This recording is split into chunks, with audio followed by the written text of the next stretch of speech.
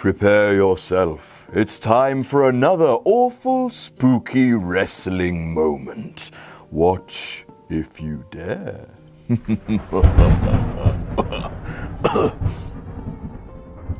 Now it's time to talk about Abyss. Abyss has always been one of TNA's spookiest figures, a kind of grisly mashup of Mankind and Kane, with a sprinkling of Corporate Kane as well, because as we all know, Kane and Corporate Kane are entirely different people. The menacing quality of Abyss has fluctuated over the years. In the early days of TNA, he was a sort of terrifying thumbtack aficionado, a very psychologically damaged figure with the size and strength to back it up. Later on, during the Hogan era, he was Hulk Hogan's special little friend, wasn't he? Who was given special magic powers by Hulk Hogan's Hall of Fame ring, and that was absolute fucking shit, wasn't it? Oh my god. Now let's briefly deviate from Abyss. Don't worry, we'll get back to him very shortly, but let's take a small moment to talk about Rob Van Dam. You see, in 2010, RVD signed a TNA contract where he was obliged to only make a set number of appearances.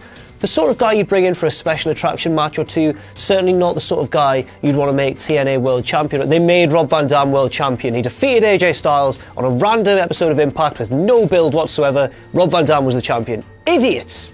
Idiots, savages, idiots. So how do you solve that sort of problem? Well, logic would dictate that you'd wait until Rob had almost fulfilled his number of contractually obliged dates, then have him drop the belt to a worthy contender, perhaps even back to AJ Styles. Is that what TNA did? Is it fuck? Instead, this is where TNA introduced the main subject of this video, Janice. Janice is Abyss's signature weapon. It's just a plank of wood with just nails sticking out of it. It's kind of like a portable version of the Chokey from Matilda, and it's also named after Dixie Carter's mother. No, seriously, I've not made that up. Janice is the name of Dixie Carter's mother.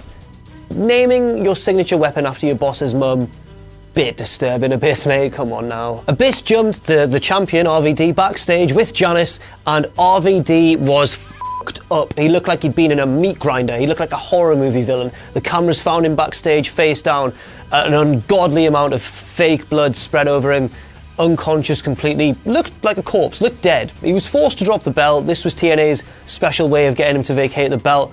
Rather than having him drop it to someone else, he got murdered to death backstage by Abyss and Janice. Then he was back a few months later without a scratch on him.